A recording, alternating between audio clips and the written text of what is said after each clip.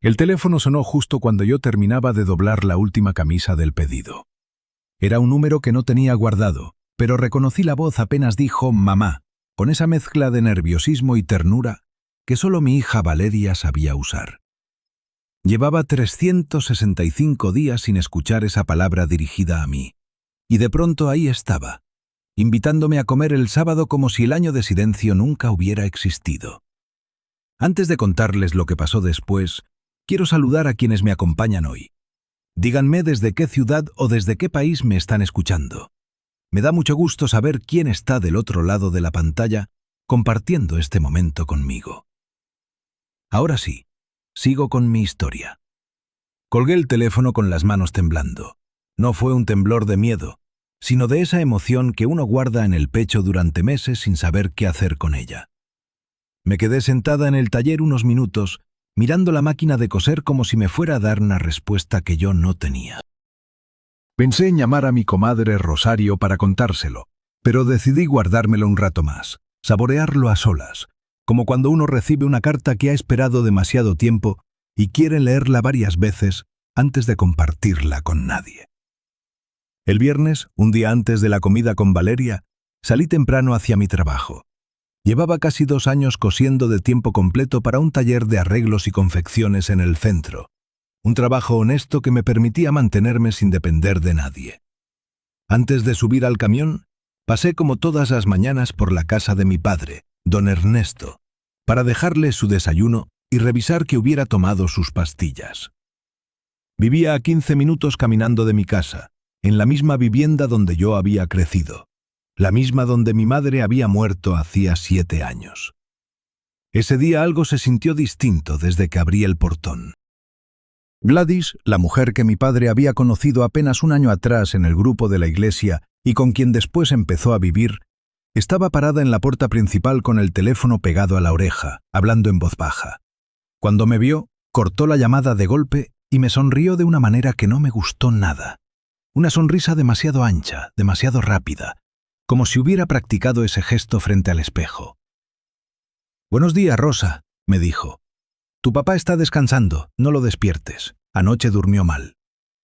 Yo dejé el termo con el café y el plato con las arepas sobre la mesa de la cocina, como cada mañana, y le pregunté si necesitaba algo del mercado.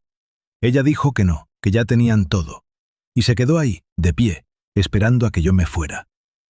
No fue una grosería abierta, fue algo más sutil, esa sensación de estar de más en un lugar que durante 58 años había sido mi propia casa.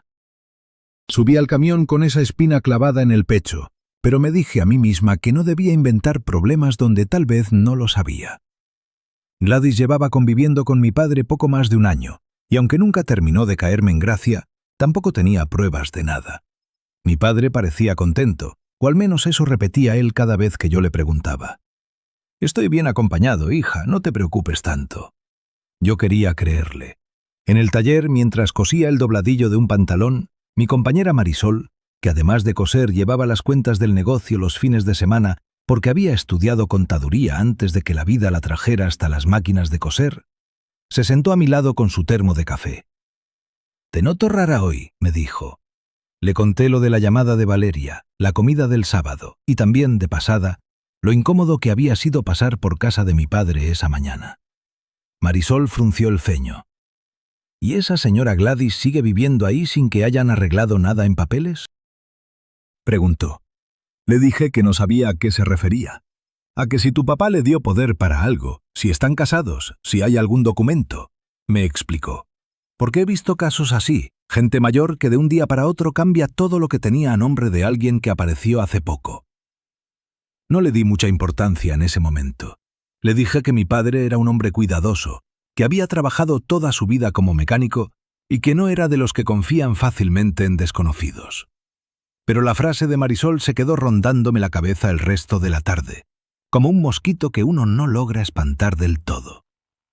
Salí del trabajo a las 6 de la tarde, cansada, con las manos entumecidas de tanto coser, pero con ganas de llegar a mi casa a planear qué me pondría al día siguiente para ver a Valeria. Habían pasado tantas cosas en ese año de silencio que no sabía ni cómo empezar una conversación con ella. Recordaba mientras caminaba, cuando Valeria tenía apenas 5 años, y yo la llevaba de la mano a la escuela. Cuando le trenzaba el cabello antes de dormir para que amaneciera ondulado. Cuando compartíamos una sola cama en los años en que el dinero no alcanzaba para más.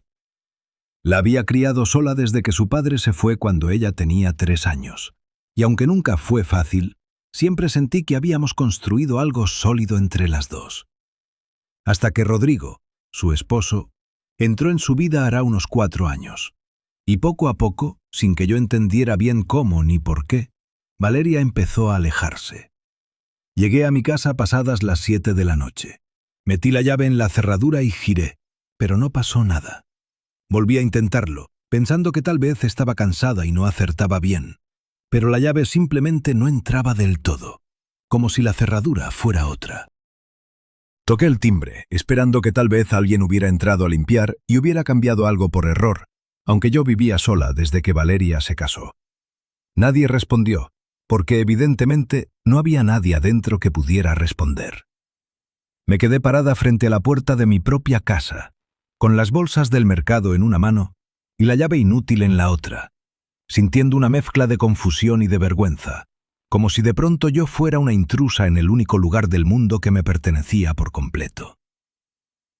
Llamé a mi padre al celular. No contestó. Llamé una segunda vez. Nada. A la tercera contestó Gladys. «Tu papá está descansando», me dijo, con esa voz suave que ya empezaba a sonarme falsa. «¿Qué necesitas?»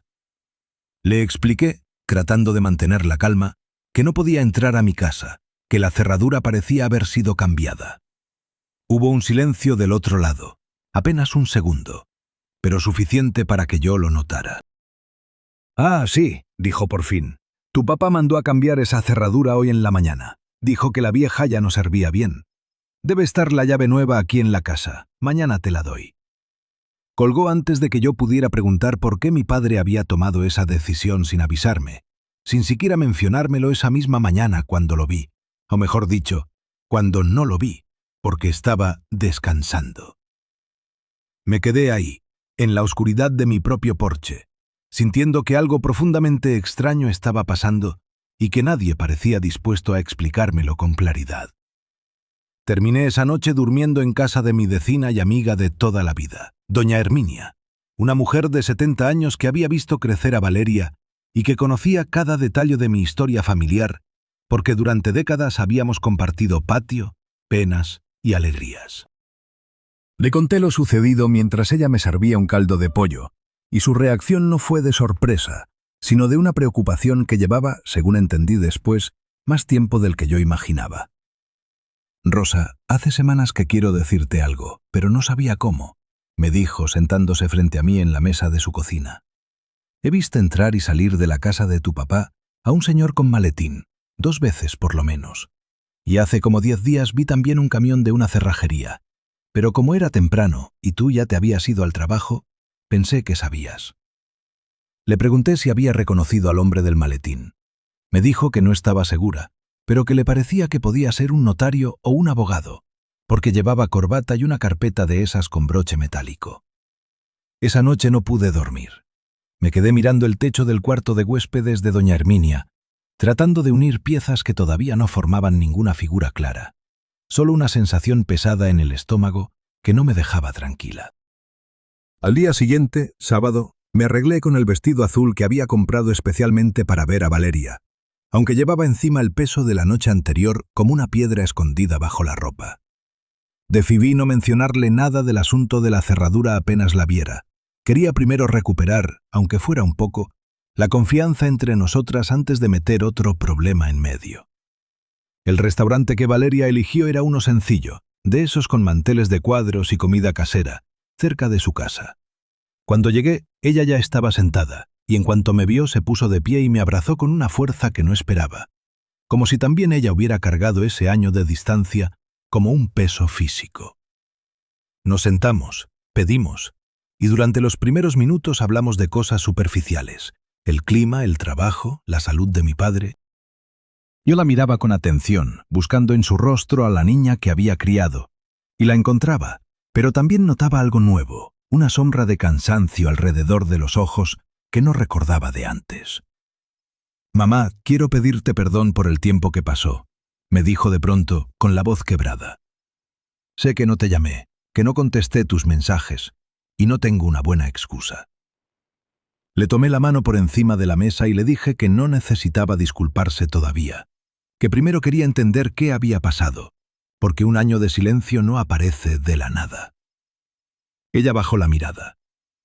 Rodrigo decía que tú te metías demasiado en nuestras cosas, que no me dejabas ser independiente, que siempre estabas comparando mi vida con la tuya, me explicó. Al principio yo no lo creía, pero poco a poco empecé a dudar, y para no pelear con él, mejor me alejé de ti. Fue más fácil evitarte que defenderte delante de él. Sentí una punzada en el pecho, no de enojo hacia ella, sino de tristeza por las dos, por el tiempo perdido, por las conversaciones que no tuvimos, por los cumpleaños que pasé sola pensando en ella. Pero también sentí, debajo de esa tristeza, una alerta que no supe nombrar todavía. Algo en la manera en que Valeria hablaba de Rodrigo, algo en su tono cuando mencionaba su nombre, no terminaba de sonar a simple diferencia de opiniones matrimoniales. ¿Y por qué decidiste llamarme ahora?, le pregunté, tratando de sonar tranquila. Valeria dudó antes de responder. Porque últimamente Rodrigo ha estado muy raro, muy metido en negocios con una tía de él, y yo empecé a sentir que algo no cuadraba. Y pensé en ti, en que tal vez había sido injusta alejándote justo cuando más necesitaba a alguien de confianza. Le pregunté el nombre de esa tía. Valeria contestó sin darle mayor importancia. Se llama Gladys, es muy simpática. Hasta la conociste, creo, porque anda mucho con tu papá desde hace un año. El mundo se me detuvo por un segundo.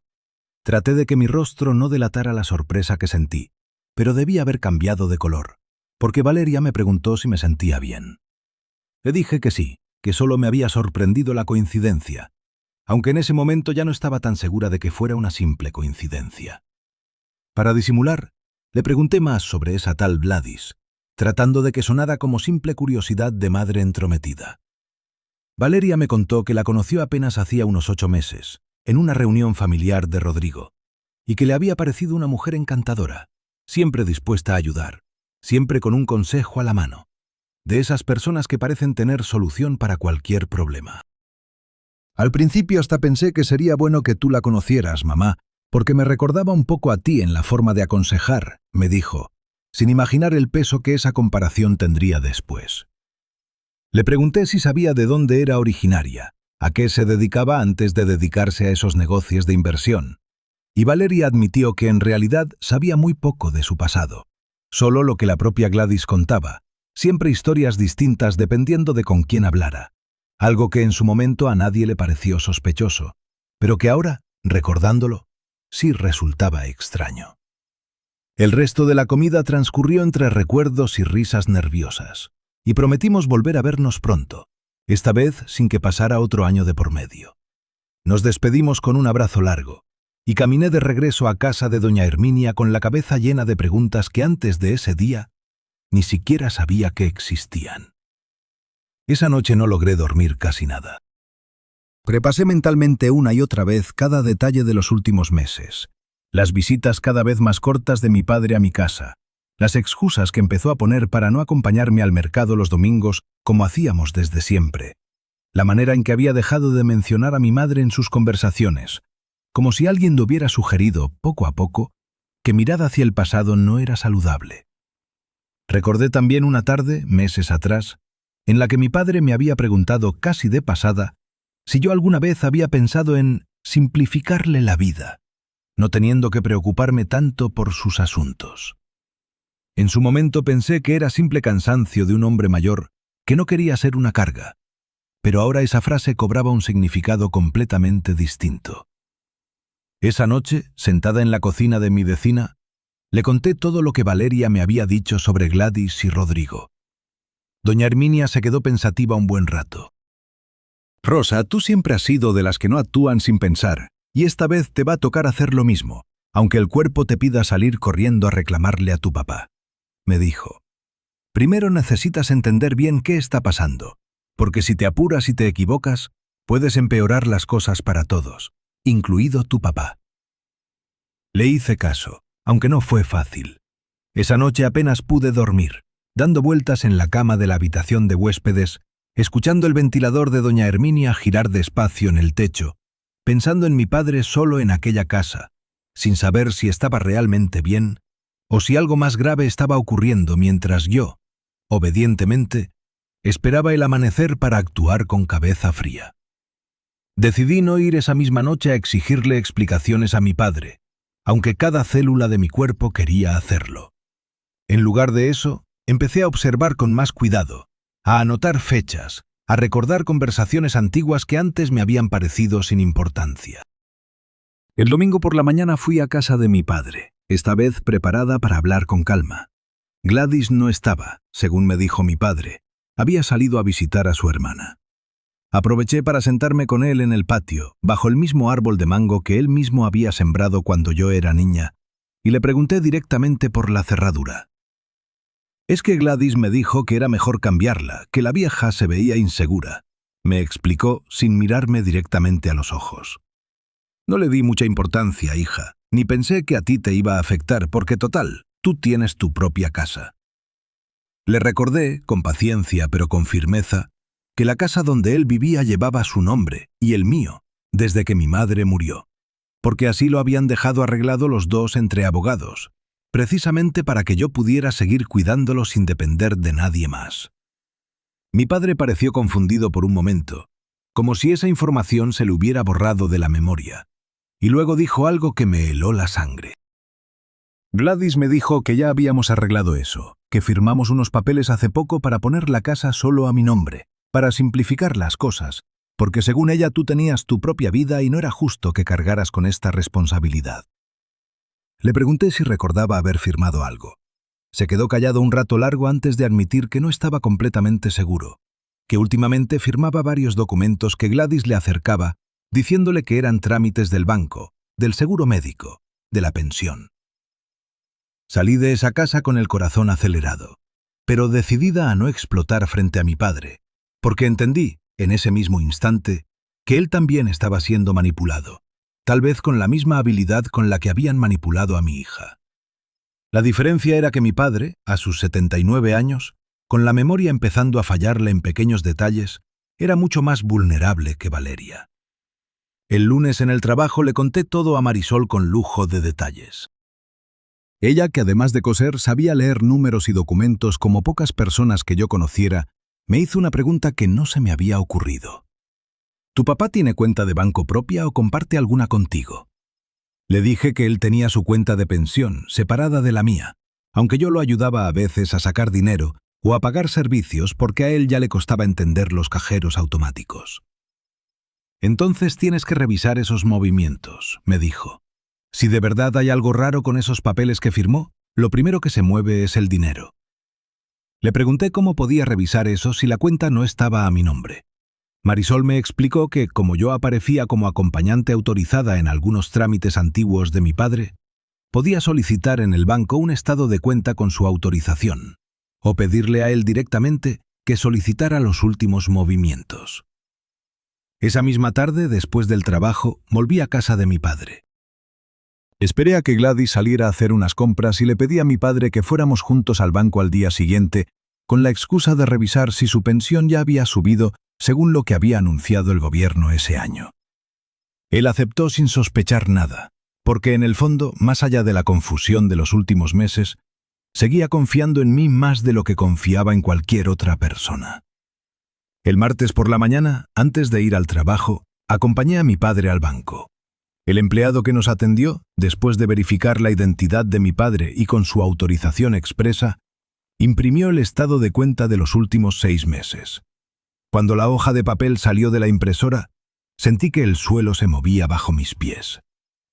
Ahí, en una lista larga que ocupaba varias páginas, aparecían transferencias que mi padre jamás había mencionado, hechas casi todas las semanas, algunas de montos pequeños, otras de sumas mucho mayores, todas destinadas a la misma cuenta receptora.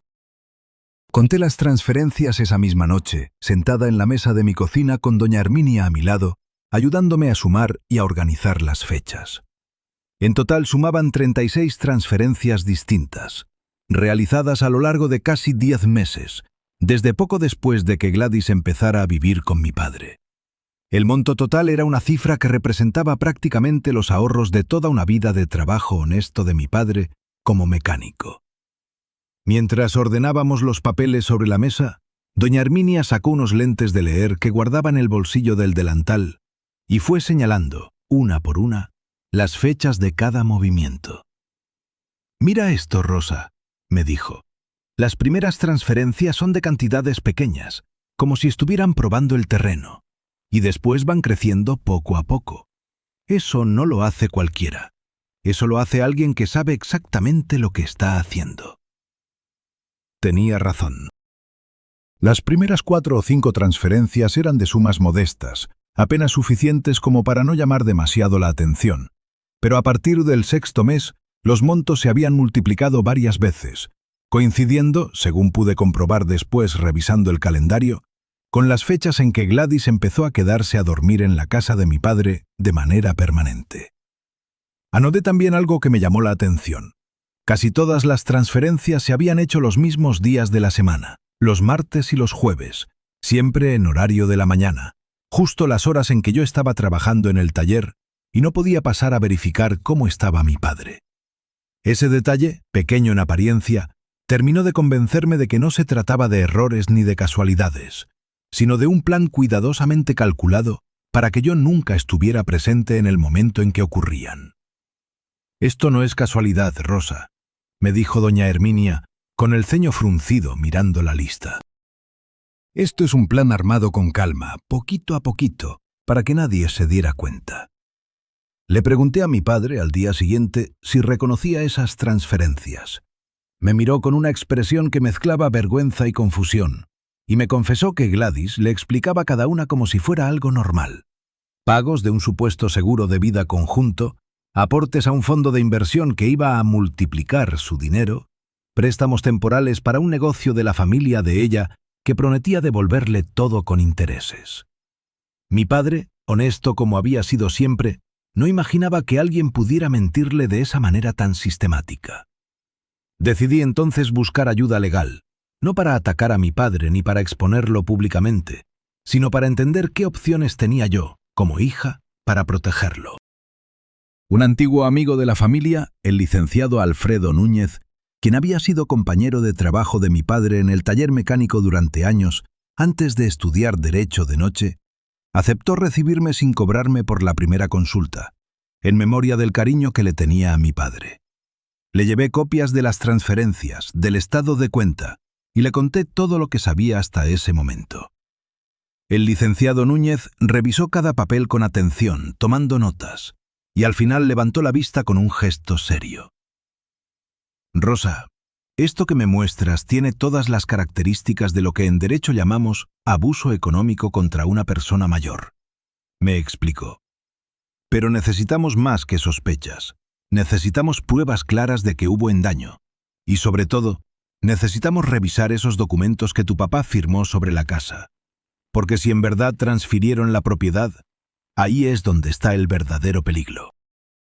Me explicó que en muchos casos, personas mayores firmaban documentos sin entender completamente su alcance, presionados o convencidos por alguien de confianza, y que la ley permitía impugnar esos documentos si se demostraba que hubo manipulación, error o falta de capacidad plena al momento de la firma. Salí de esa oficina con una mezcla de alivio y de angustia. Alivio porque por fin alguien con conocimiento me confirmaba que no estaba exagerando, que mis sospechas tenían fundamento. Angustia porque entendí que el camino por delante sería largo y que tendría que hacerlo con mucho cuidado para no poner en riesgo a mi padre ni a mi hija. Esa noche, sentada frente al espejo de mi cuarto, me miré por un largo rato y recordé algo que mi madre solía decirme cuando yo era joven. «Rosa, tú naciste con la cabeza fría y el corazón caliente. Y esa mezcla, aunque a veces cueste, es la que te va a salvar en los momentos difíciles». Nunca entendí bien esa frase hasta esa noche, cuando comprendí que necesitaría exactamente eso, cabeza fría para investigar sin errores y corazón caliente para no perder de vista por qué estaba haciendo todo aquello. Le pedí al licenciado que me ayudara a conseguir una copia de esos documentos en el registro correspondiente. Mientras tanto, decidí seguir con mi rutina normal, sin levantar sospechas, porque temía que si Gladys se enteraba de que yo estaba investigando, pudiera acelerar sus planes o esconder pruebas. Esa semana volví a ver a Valeria, esta vez en su propia casa, con la excusa de llevarle un pastel que le había quedado sobrando de un pedido en el taller.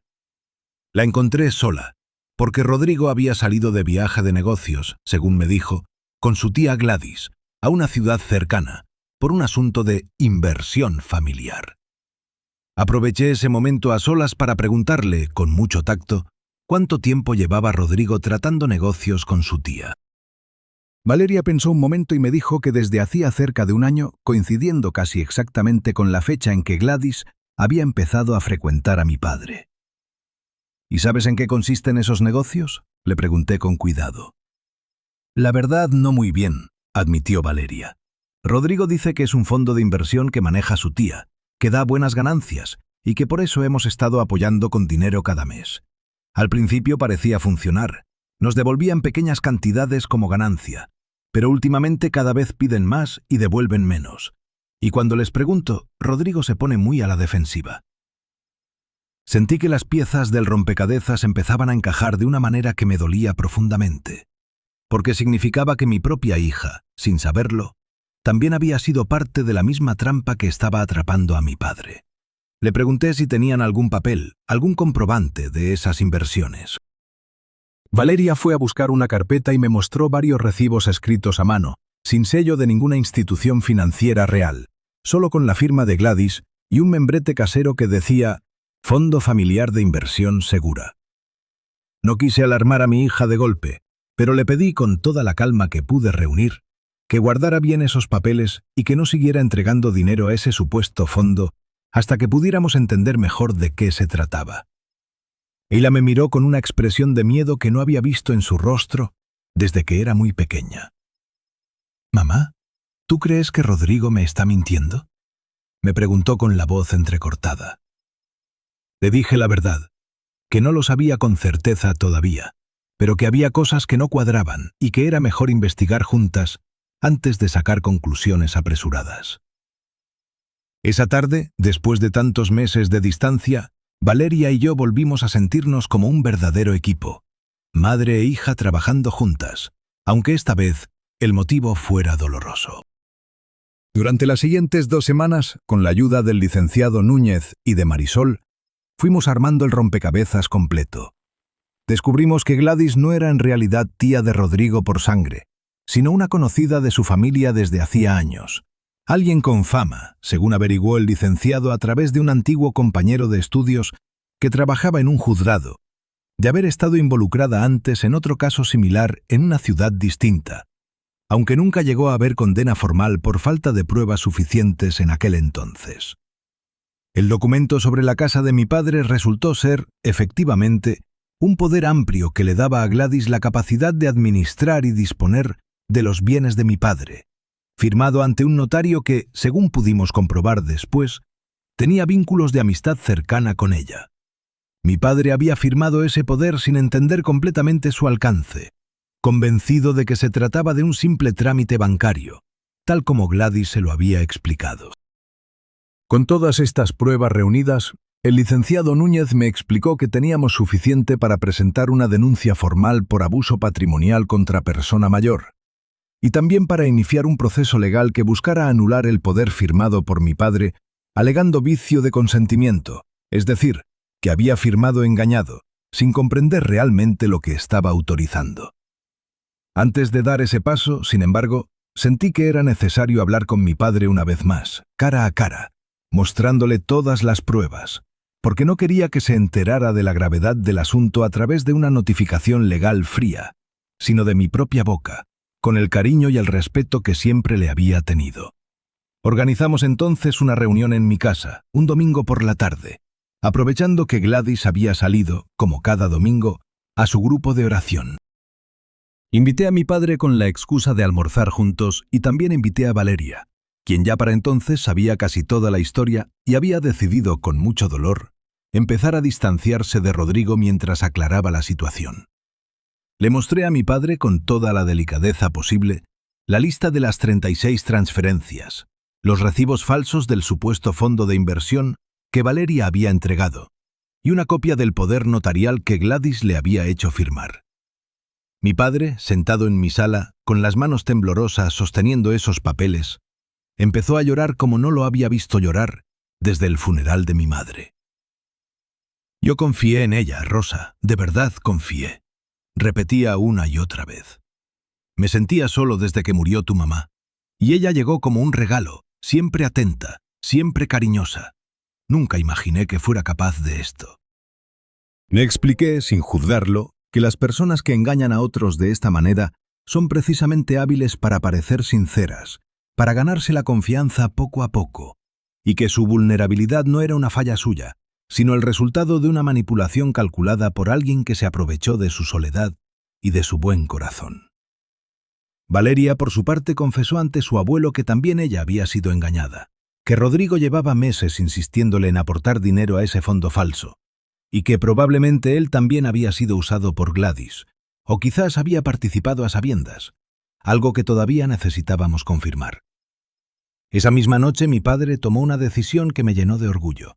Aceptó que presentáramos la denuncia formal, y aceptó también mudarse temporalmente a mi casa mientras se resolvía la situación legal de la vivienda, para alejarse de la influencia diaria de Gladys mientras el proceso avanzaba.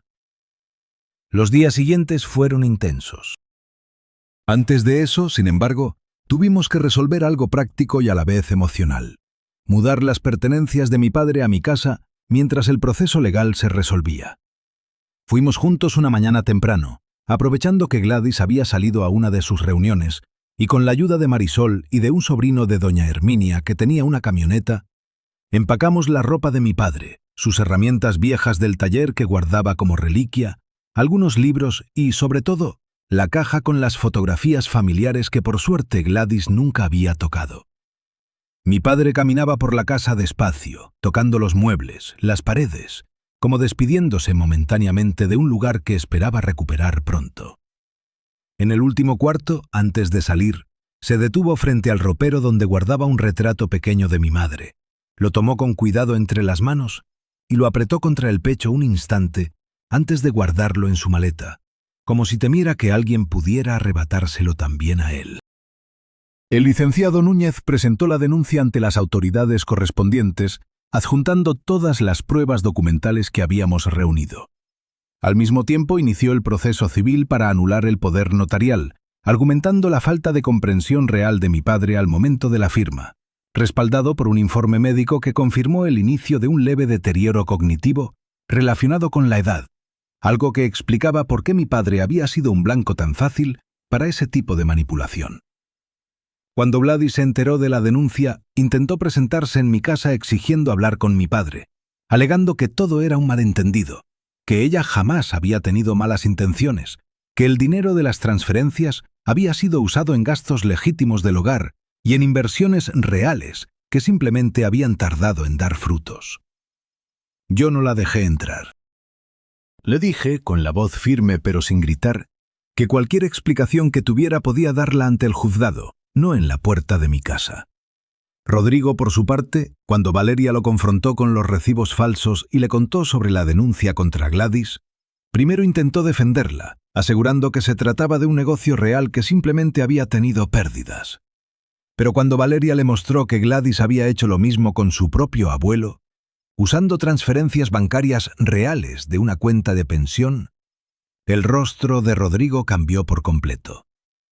Según nos contó después Valeria, esa noche él confesó que sabía que algo no estaba del todo bien con los números del fondo, pero que había preferido no hacer preguntas porque también él recibía una pequeña comisión por cada persona nueva que lograba convencer de invertir, incluyendo, sin que Valeria lo supiera hasta ese momento, a otros familiares y conocidos de ambos. Ese descubrimiento fue especialmente doloroso para mi hija, porque significaba que su propio esposo, aunque tal vez no fuera el cerebro principal detrás del engaño, sí había sido cómplice, al menos por omisión, de lo que le estaban haciendo a su propio abuelo. Valeria decidió, después de varias noches sin dormir, separarse temporalmente de Rodrigo mientras pensaba con calma el futuro de su matrimonio, sin tomar decisiones apresuradas, pero sin quedarse tampoco callada frente a lo que había descubierto. El proceso legal avanzó durante los meses siguientes. Gladys intentó varias estrategias para defenderse, incluyendo alegar que mi padre le había regalado el dinero voluntariamente por agradecimiento. Pero las 36 transferencias, sumadas a los recibos falsificados del fondo de inversión y al testimonio de otras personas que, según fue apareciendo durante la investigación, también habían sido convencidas de invertir en ese mismo esquema en años anteriores en otra ciudad, terminaron por construir un caso demasiado sólido para poder sostenerse en una simple negación. Durante ese tiempo, el licenciado Núñez me explicó con paciencia cada paso del proceso, porque para mí todo ese lenguaje de juzgados, audiencias y plazos resultaba tan ajeno como si hablaran en otro idioma. Me acompañó a cada cita, revisó cada documento antes de presentarlo, y en más de una ocasión me recordó que la justicia, aunque lenta, terminaba por abrirse paso cuando las pruebas eran claras y estaban bien organizadas. Lo que ustedes lograron reunir, Rosa, con esas fechas ordenadas, esos recibos guardados, ese estado de cuenta completo, es exactamente el tipo de trabajo que hace la diferencia entre un caso que se cae y uno que se sostiene, me dijo una tarde, mientras revisábamos juntos la carpeta ya bastante gruesa que habíamos armado con meses de paciencia. Aparecieron también durante la investigación 2 testigos más que habían sido víctimas de esquemas parecidos organizados por Gladys en un pueblo distinto varios años atrás, antes de que ella se mudara a nuestra ciudad. Una de esas personas, un señor jubilado de apellido Cortez, se presentó voluntariamente ante el juzgado después de que un vecino suyo, que había leído sobre el caso en el periódico local, le avisara que reconocía el nombre. El señor Cortez relató con la voz quebrada por la vergüenza cómo había perdido buena parte de sus ahorros de jubilación en un negocio muy similar al fondo familiar que Gladys había inventado para engañar a mi padre y a Valeria, con la diferencia de que en aquel entonces él no tuvo ni la ayuda ni el conocimiento necesario para denunciarla a tiempo. Ese testimonio resultó fundamental porque demostraba ante el juez que no se trataba de un hecho aislado, sino de un patrón repetido de comportamiento, lo cual reforzaba enormemente la credibilidad de nuestra denuncia y dejaba muy poco espacio para que la defensa de Gladys pudiera argumentar que todo había sido un simple malentendido o una mala racha en los negocios. El juzgado, después de revisar toda la evidencia, incluyendo el informe médico sobre la capacidad cognitiva de mi padre al momento de firmar el poder notarial, resolvió anular dicho documento por vicio de consentimiento, devolviendo así la propiedad de la casa a su condición original, compartida entre mi padre y yo, tal como había sido siempre la voluntad de mis padres.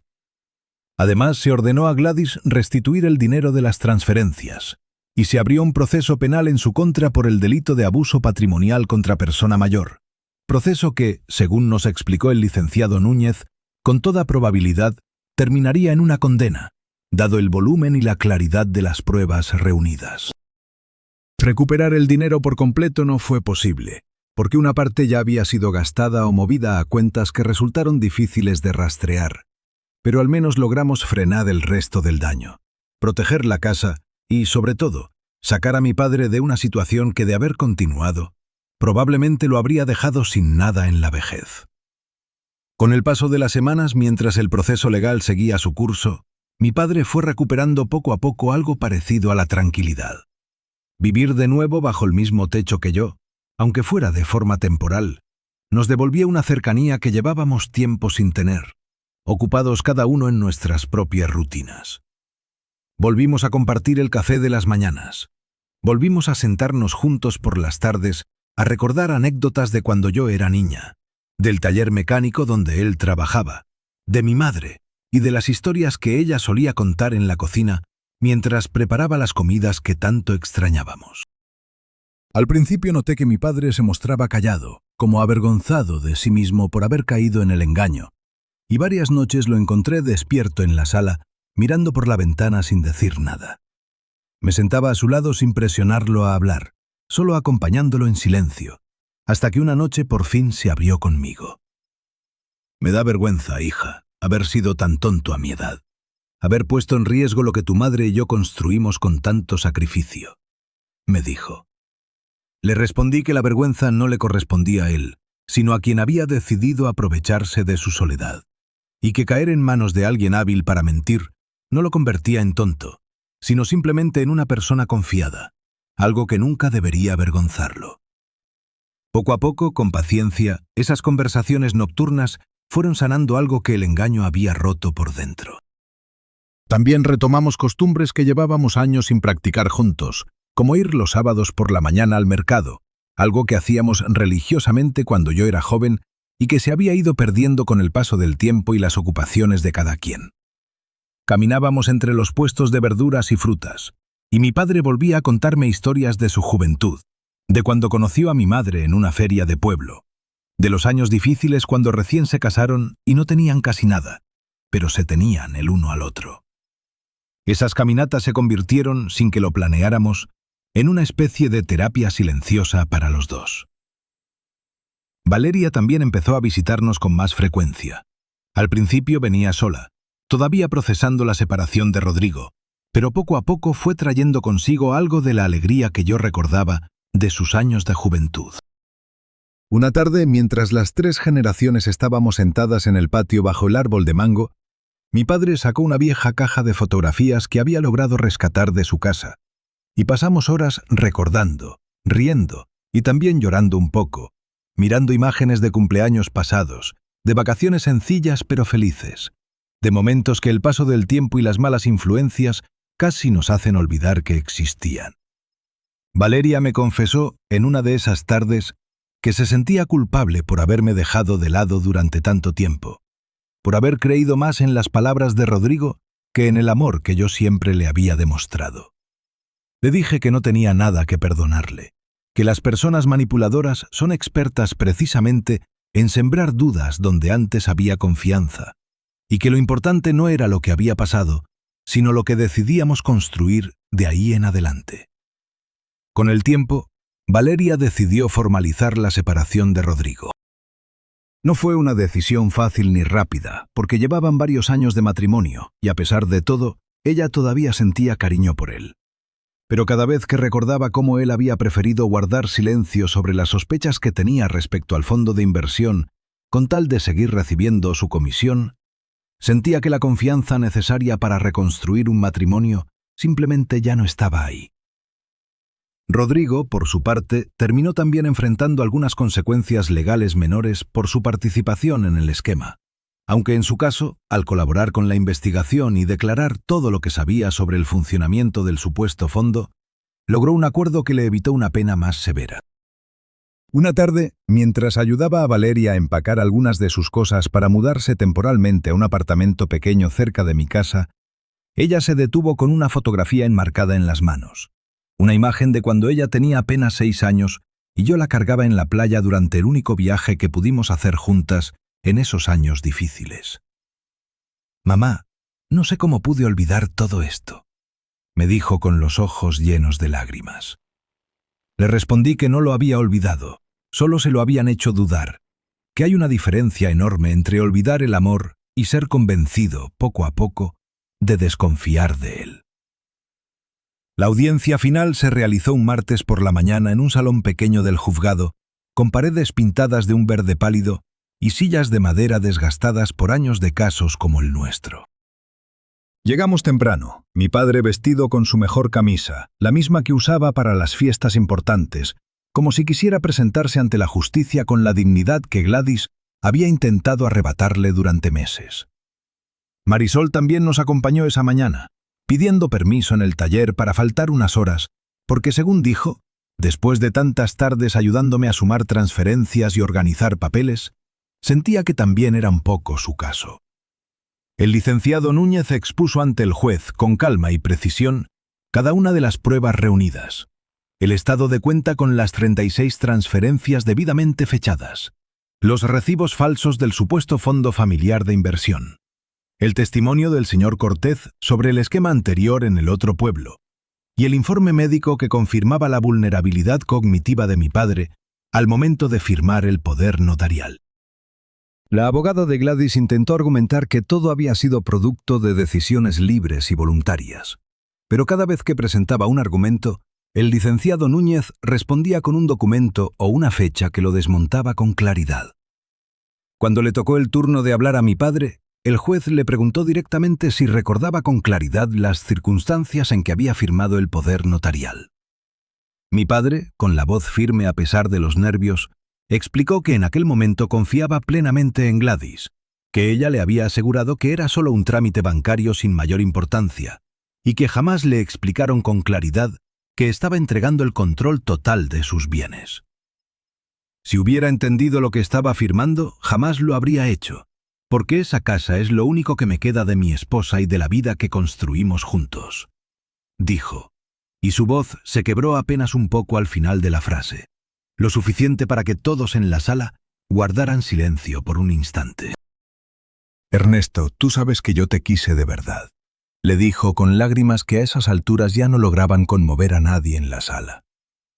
Mi padre, con una dignidad que me llenó de orgullo, simplemente respondió: yo también creí que te quería, Gladys, pero el cariño verdadero no roba, no engaña, y no se aprovecha de la soledad de un viejo. Y sin decir más, se dio la vuelta y caminó hacia la salida del juzgado, tomado de mi brazo por un lado y del de Valeria por el otro. En esas semanas de espera, mientras el proceso penal avanzaba lento pero firme, la vida diaria fue recuperando su ritmo normal. Volví a mi rutina en el taller, aunque ahora con la tranquilidad de saber que mi padre dormía cada noche bajo mi mismo techo, seguro. Marisol y yo seguíamos cosiendo codo a codo cada mañana, pero ahora nuestras conversaciones giraban menos en torno a números y sospechas y más en torno a planes sencillos. ¿Qué cocinar el domingo? ¿Qué tela comprar para el próximo pedido? ¿Cómo estaba creciendo el nieto de doña Herminia? Poco a poco la vida volvía a sentirse liviana, después de meses cargando un peso que casi nos aplasta a todos. Semanas después, ya con el proceso penal en marcha y con Gladys enfrentando cargos formales que probablemente la llevarían a pasar un tiempo considerable, privada de libertad, decidimos organizar una comida familiar en la casa de mi padre, ya recuperada por completo. Cociné el mismo caldo de gallina que mi madre solía preparar los domingos, esa receta que había aprendido observándola durante años en la misma cocina donde ahora yo enseñaba a Valeria a preparar el sofrito con la paciencia que alguna vez me enseñaron a mí. Fue una tarde sencilla, sin grandes discursos ni celebraciones exageradas. Solo 3 generaciones sentadas alrededor de una mesa, compartiendo un plato de comida casera y el alivio de haber salido, juntos, de una tormenta que había estado a punto de destruir todo lo que con tanto esfuerzo habíamos construido durante años. Invitamos también a doña Herminia y a Marisol, porque sin ellas dos, esta historia probablemente habría tenido un final muy distinto. Doña Herminia llegó con un postre de 3 leches que había preparado esa misma mañana, y Marisol trajo entre risas una copia enmarcada de la primera hoja del estado de cuenta con las 36 transferencias señaladas en marcador amarillo, diciendo que quería que la tuviéramos como recordatorio de que la paciencia y los números, cuando se usan bien, pueden ser más poderosos que cualquier mentira. Mi padre se rió por primera vez en semanas al ver ese detalle, y colgó esa hoja, medio en broma, medio en serio, en la pared de la cocina, junto a una foto antigua de mi madre. Durante la sobremesa, Valeria propuso un brindis, algo poco común en nuestra familia, que nunca fue de grandes ceremonias. Levantó su vaso de jugo de tamarindo y dijo, con la voz un poco temblorosa: por mi abuelo, que tuvo la valentía de reconocer que se equivocó. Por mi mamá, que nunca dejó de buscar la verdad, aunque doliera. Y por nosotros, que aprendimos, aunque de la peor manera, que la familia se cuida hablando, no callando. Todos brindamos en silencio, con los ojos húmedos, sintiendo que después de meses de tormenta, por fin habíamos llegado a un puerto donde podíamos descansar. Antes de despedirme esa noche, mi padre me tomó la mano y me dijo algo que guardo hasta hoy como uno de los recuerdos más valiosos de toda esta historia. Gracias por no rendirte conmigo, hija, por no juzgarme cuando descubriste todo, y por buscar la verdad con paciencia en lugar de con rabia. Han pasado ya varios meses desde aquella tarde en el juzgado, y hoy puedo decir que mi padre volvió a ser el hombre alegre que yo recordaba de mi infancia, aunque con una prudencia nueva que antes no tenía, una costumbre de preguntar 2 veces antes de firmar cualquier papel, de compartir con Valeria y conmigo cualquier decisión importante antes de tomarla solo. Valeria, por su parte, sigue reconstruyendo su vida, con paso lento pero firme, apoyándose en el trabajo, en las amigas que había dejado de lado durante su matrimonio y sobre todo en la relación conmigo, que hoy es más fuerte de lo que fue jamás, incluso antes de que empezara aquel año de silencio. Gladys, según supimos por el propio licenciado Núñez, terminó siendo condenada, y aunque la ley no siempre repara del todo el daño causado, al menos logramos que no volviera a hacerle lo mismo a otra familia en nuestra ciudad. Rodrigo, después de aquel proceso, se mudó a otra ciudad para empezar de nuevo, y aunque Valeria ya no guarda rencor hacia él, tampoco ha vuelto a buscarlo, prefiriendo enfocar su energía en construir un futuro más tranquilo. Si algo aprendí de todo lo que viví, es que la manipulación no siempre llega con gritos ni con amenazas.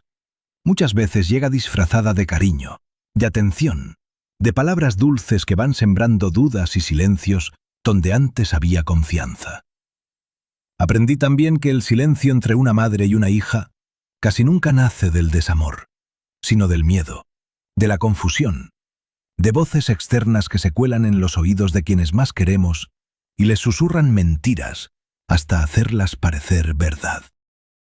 Y sobre todo aprendí que la única forma de enfrentar ese tipo de engaño no es con impulsividad ni con gritos, sino con paciencia, con observación cuidadosa y con la valentía de buscar la verdad aunque duela, porque solo la verdad, sostenida con pruebas y con amor genuino, puede reconstruir lo que el engaño intenta destruir. Si alguna vez sienten que algo no encaja con alguien que aman, no lo ignoren. Obsérvenlo con calma, busquen pruebas y, sobre todo, no dejen de hablar, porque el silencio es siempre el mejor aliado de quien quiere hacer daño. Gracias por haberme acompañado hasta el final de esta historia. Si les gustó, no se vayan todavía, porque en el próximo vídeo les voy a contar otra experiencia real que marcó mi vida para siempre. Nos vemos ahí.